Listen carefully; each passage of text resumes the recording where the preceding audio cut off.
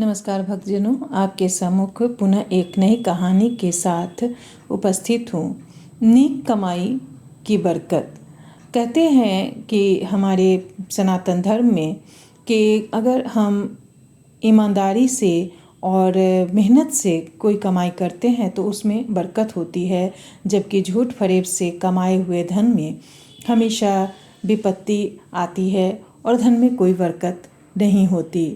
इसी का एक सुंदर कहानी आप लोगों के समक्ष प्रस्तुत है।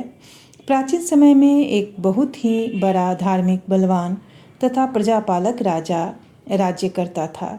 उसके पास ही वन में एक अत्यंत दरिद्र विद्वान ब्राह्मण रहा करता था। वह अपनी जीविका किसी प्रकार से चलाता था। गरीब होते हुए भी वह बड़ा ही ज्ञानी तथा बुद्धिमान पुरुष था।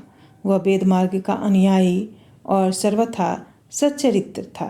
जिस प्रकार वेद में ब्राह्मणों को जीविका उपार्जन के लिए लिखा है, उसी प्रकार वह जीविका उपार्जन करता था।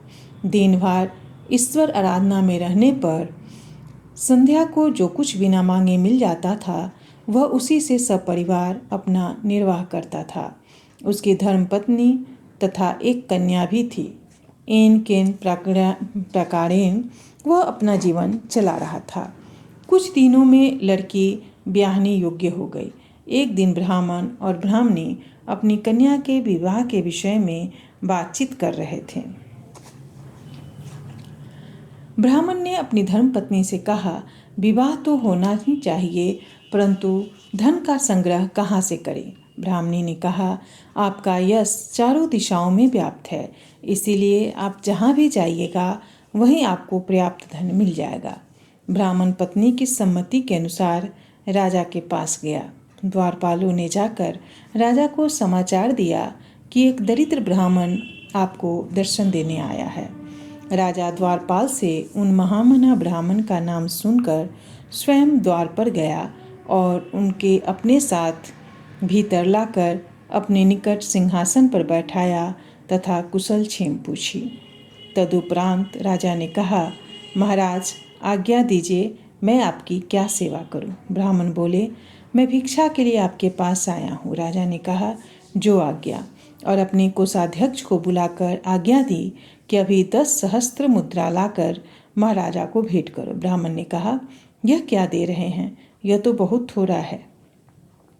राजा ने फिर अपने कोषाध्यक्ष को आज्ञा दी, 20,000 स्वर्ण मुद्राएं भेंट दो। ब्राह्मण ने कहा, यह भी थोड़ा है। राजा ने इसी तरह बढ़ाते बढ़ाते अंत में कहा कि मैं अपना सर्वस्व आपको देता हूँ तथा आपका दास बनता हूँ। यह सुनकर ब्राह्मण ने फिर कहा, यह भी अल्प है। इतने पर भी संतुष्ट न होने पर राजा ने कहा, तो मैं आपको अपना क्या अर्पण करूँ? ब्राह्मण ने कहा, राजन, आज तक आपके निष्कपट पाप रहित और परहित की इच्छा से स्वयं सच्चा परिश्रम करके जो कुछ भी कमाया हो वही मुझे दीजिए। राजा ने सोचकर कहा, अच्छी बात है, मैं आपको वही दूंगा। आप कृपया कल तक ठहरिए।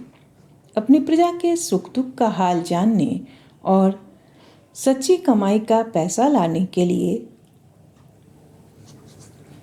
राजा रात के 10 बजे उठा और अपनी पोशाक बदलकर शहर में घूमने निकला। शहर में देखा कि सब लोग चैन की नींद सो रहे हैं, परंतु एक लोहार ने अपना काम अभी जारी कर रखा है।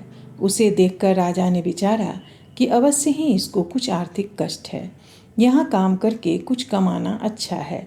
फिर निकट जाकर उससे प्रार्थना की कि ए भाई, मैं बहुत गरीब आदमी हूँ, अगर कोई काम तुम्हारे पास हो तो तुम दे दो। लोहार ने कहा, भाई, मेरे पास और तो कोई ज़्यादा काम नहीं है, यह थोड़ा सा काम है, इसे सुबह तक कर दोगे तो मैं तुम्हें 4 पैसे दूंगा।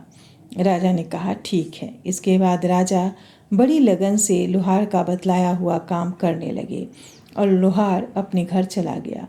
प्रातःकाल तक राजा ने लोहार द्वारा बतलाया हुआ काम तो समाप्त कर ही दिया था, उसके सिवा और भी उसके एक एक 2 काम कर दिए थे। लोहार आया और राजा के काम को देखकर बहुत प्रसन्न हुआ और राजा को उसकी मेहनत के लिए 4 पैसे न देकर 5 पैसे देने लगा और बोला, भाई अगर तुम इसी तरह रोज आकर मेरा काम कर दिया करोगे तो रोज सुबह तुम्हें 5 पैसे दे दिया करूँगा। राजा बोला, नहीं भाई, मुझसे तूने 4 पैसे ठीक किए थे, इसीलिए मैं 4 ही पैसे लूँगा, ज़्यादा नहीं। तदनुसार राजा 4 पैसे लेकर चला गया। दूसरे दिन सदा की भांति दरबार हुआ और ब्राह्मण देवता भी पधारे। उन्हें देखकर राजा ने प्रणाम किया और अपनी सच्ची कमाई के 4 पैसे उनको भेंट स्वरूप दिए। ब्राह्मण देवता ने भी पैसे को सहर्ष स्वीकार किया और प्रसन्नचित होकर वे घर लौट आए। घर आने पर ब्राह्मणी ने प्रश्न किया कि राजा से भिक्षा में क्या लाए। ब्राह्मण देवता ने उत्तर दिया कि 4 पैसे लाया हूँ। इस पर ब्राह्मणी झुंझलाई और उसने ब्राह्मण के हाथ से पैसे छीनकर आंगन में फेंक दिए और जाकर क्रोधित चित्त से सो गई। प्रातःकाल उठकर आंगन में देखते हैं तो मालूम हुआ कि 4 पैसों के स्थान में 4 वृक्ष उत्पन्न हो गए हैं, जिनकी पत्तियां बिल्कुल सोने की हैं और फल फूलों के स्थान में जगमगाते हुए हीरे और जवाहरात लगे हैं। इस विचित्र घटना को देखकर ब्राह्मणी की खुशी का ठिकाना न था। बाद में ब्राह्मणी ने देखा कि इसमें तो प्रतिदिन उसी प्रकार से फल फूल लगते हैं, तब तो उसका आनंद और भी बढ़ गया। इसके बाद ब्राह्मण और ब्राह्मणी ने अपनी कन्या का विवाह बड़े ही समारोह के साथ किया।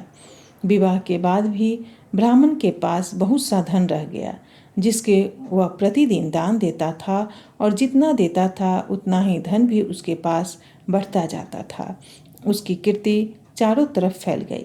राजा ने भी लोगों से जाकर कहा, महाराज, जो ब्राह्मण आपसे राज्य भी लेने की इच्छा नहीं करता था वह धन के लोभ में पड़ गया है। राजा ने भी गुप्त दूत द्वारा पता लगाया तो मालूम हुआ बात ठीक है। ब्राह्मण के पास अतुल संपत्ति है। दूसरे दिन राजा ने ब्राह्मण के पास जाकर उससे पूछा कि महात्मन, इतना धन कैसे प्राप्त हुआ।